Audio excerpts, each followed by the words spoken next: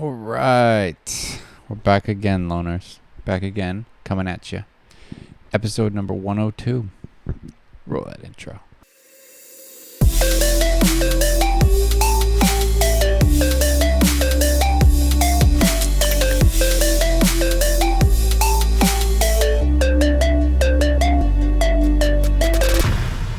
All right. Hope I everyone. always yawn. I feel like I always yawn right after you hit that intro. A lot of Stuff on times. your I should eyes. count how many times you do that. Maybe I never do, and I just think I do. And then you're gonna sit there and look back, and you're not gonna find anything. Hope all you guys are doing well. We hope you've been enjoying our videos. If you have, please like and subscribe. We appreciate it. And jump over to the vlog channel. Okay? Just please do it. I'll give you a few seconds right now. The link is in the description. Yep. Below. And we hope everybody had a great weekend or is about to have a great weekend, because I don't know what Yes. day this is posting. It's one or the other. So today we're going to do a video that's British versus American comedy. What's the difference? This was 7 years ago, so hopefully it still holds up. Well, think about like 7 years ago was what? Was that when like The Office was all popular and stuff like that? So I mean, right? So But even The Office in the UK is different than here, from what I'm told. It's not the same type of humor. Yeah. I will say I like movies from the UK. Pretty good. But, all right. Let me just double check. Yep. All right. Let's begin. In a few moments, he will have written the funniest joke in the world. And, as a consequence, he will die laughing.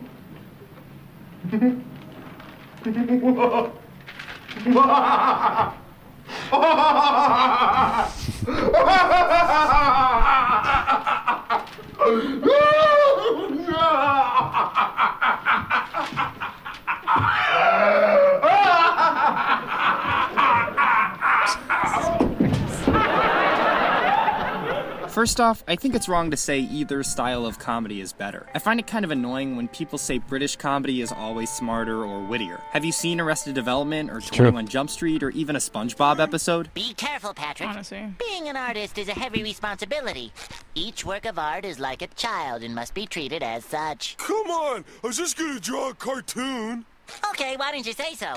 There's definitely Oh, very yeah, smart Doodlebop. writing on both sides of the Atlantic. But that doesn't answer the question. What makes them different? After weeks of research, my answer is still I don't know, but let's give it a shot. No one could read it and live.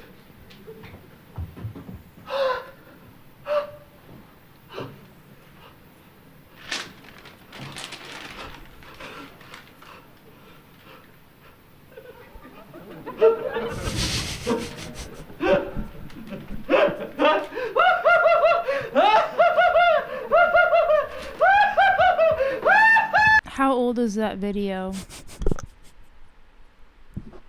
You know? No, I don't change it. I mean, the difference, if we're talking about the big two, Britain and America, rest of the world. I think the first step is to take a British comedy and see how its American adaptation I will say, my opinion, really quick. I think the UK or British humor, I think they laugh at more dark things. And I think we laugh at more like stupidly funny things. You know what I mean?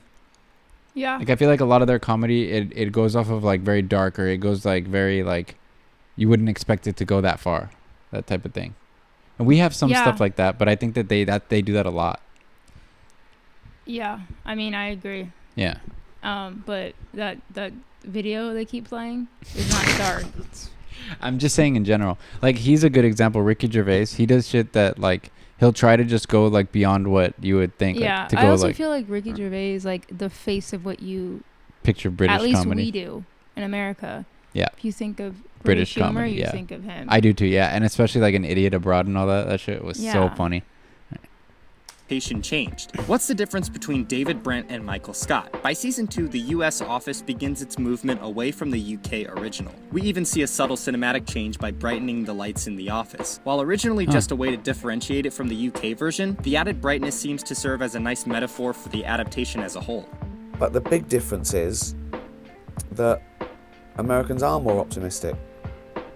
And And that's due to the fact that Americans are told they can become the next president of the United States. And they can. British people are told it won't happen to you. And they carry that. They carry that with them. There's no doubt that America lightened up the show. Michael Scott had his failures, but there's a hope to it. In one episode, he wasn't invited to Jim's party, but shows up anyway, genuinely hurt and bitter. Wow!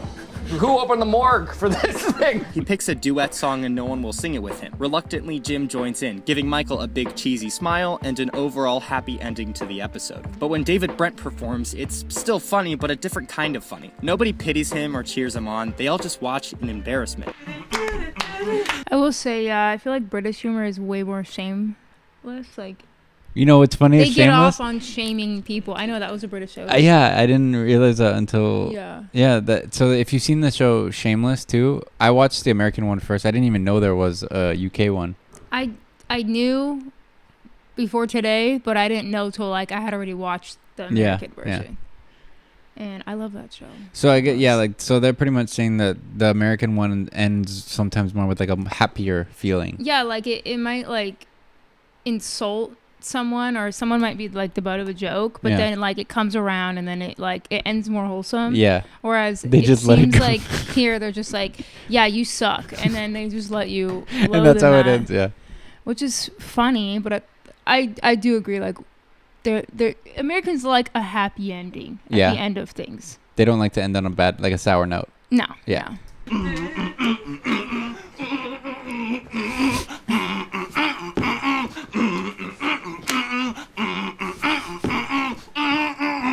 There's no happy ending, and it's not very hopeful. Or look at how both characters wrap up their time on the show. Spoiler alert. Michael Scott quits to move with his fiancée to Colorado, and David Brent begs for his job back. I will try twice hard. I really will. I know I've been complacent, and I'll turn this place around if we just say that it's not definite now.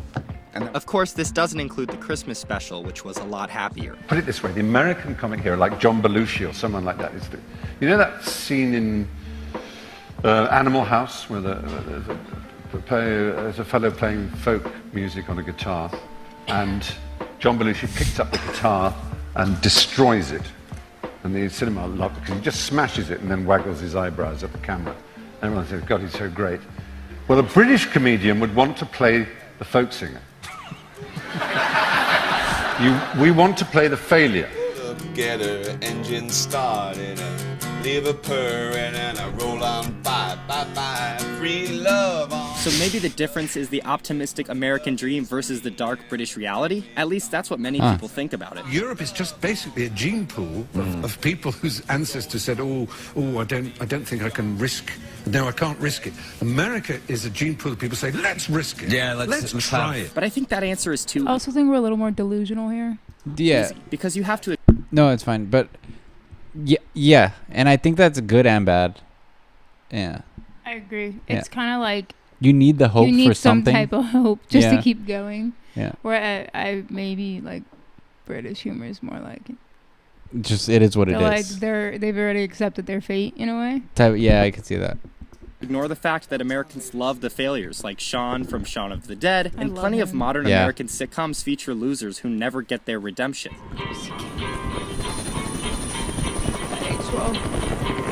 Frankly, I think it's an outdated theory. The past television era of Married with Children and Seinfeld and Friends always featured the classic why. Hot take. What? I don't think Jerry Seinfeld's Honestly, I don't think it's as funny as people say, but it is funny. The show is not bad. Yeah. I don't think Jerry is funny. Yeah, I will say, like, I think of Seinfeld. I think, like, Kramer and George are a little funnier. Absolutely. Yeah. And I think he could have been funny if his delivery was better. I don't know if it's just me. You know, Simon Pegg, he started off on some, like, little UK show. I can't remember the name of it, but I kind of want to watch it. We'll find that out later when we're not filming. All right. This guy who always had the funny one-liner for every moment. See, you know how to take the reservation, you just don't know how to hold the reservation. But I think in the last 10 years, we're starting to see... sorry to make this about this right now. That could have been funny if you delivered it properly. Like, that wasn't... To me, that's not funny how he delivers it. Yeah, and I mean, I agree with you somewhat. Like, I don't think he's sassy enough for me. It's almost like he's reading a script. Yeah, I could see that. That's how when they show his stand up too in the show, you can tell it's like very it's so like somebody's he knows he's gonna get the laughs. Yeah. He's not working for the laughs. Yeah, it's true. Self-awareness of this American dream optimism style of comedy. In It's Always Sunny, there certainly is that feeling of hope in the characters. Yeah. They think they can accomplish anything, but They're they always funny take as it fuck. way too far by becoming violent, cruel, and hilariously backstabbing. Yeah. It's almost a critique on American optimism. In America, you're supposed to succeed, but at what cost? Look, if we use a gun, we're definitely gonna need a silencer. A gun? Fine, no guns. Piano wire, okay? Maybe we can use some piano wire. Look, whatever it is, I gotta be the guy to pull the trigger on this thing. Not to mention they always fail and face the consequences. And it seems like Yeah. not one single thing ever works out for Larry in Curb Your Enthusiasm. I need them!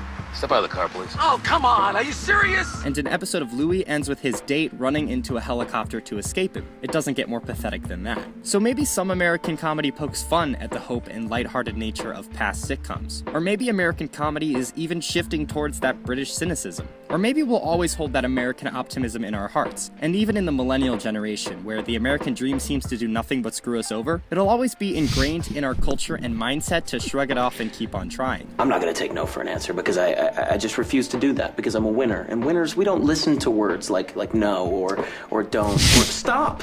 Those words are just not in our vocabulary. I know this is a topic a lot of people get Fucking passionate Dennis, about, man. but I hope the comment section doesn't get too heated. At least, I don't expect some kind of Spanish Inquisition. Nobody expects the Spanish Inquisition. Thanks for watching. Here it is. I don't know why. Was that a British show? They look like it, yeah. Why aren't you showing fresh stuff? Other than the Shaun of the Dead clip, which wasn't even a That was like clip. over 10 years ago. Yeah, like why are you showing shit from how long ago? Like I want to see what they see now. It's a good point, especially I forget the Other than The Office and like the In-Betweeners, like I don't know of any that's a good other one. British show. In-Betweeners is a great UK show. We gotta start looking for British shows to watch. Well, a few of them. What was And it? Skins, I've seen Skins. Wait, the other ones that we saw on Netflix with the kid in high school, the That was a Sex movie. Education. Oh, Sex Education. Yeah, that was a UK show. Oh yeah. Yeah. I haven't seen that in a long time.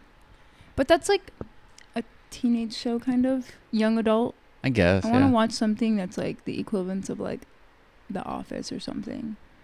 We'll need to look into it. We'll get back to you. That was Send us some recs if we're allowed to. Yeah. Send us some recommendations of like good comedies from Since the UK. we have a VPN, we can watch it.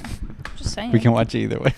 Shout out to PIA. Yeah. VPN. Anyway, thanks for watching. Sorry, I cut you off. It's okay. Make sure to follow our vlog channel, guys. All right. Peace. Thanks for watching. Peace.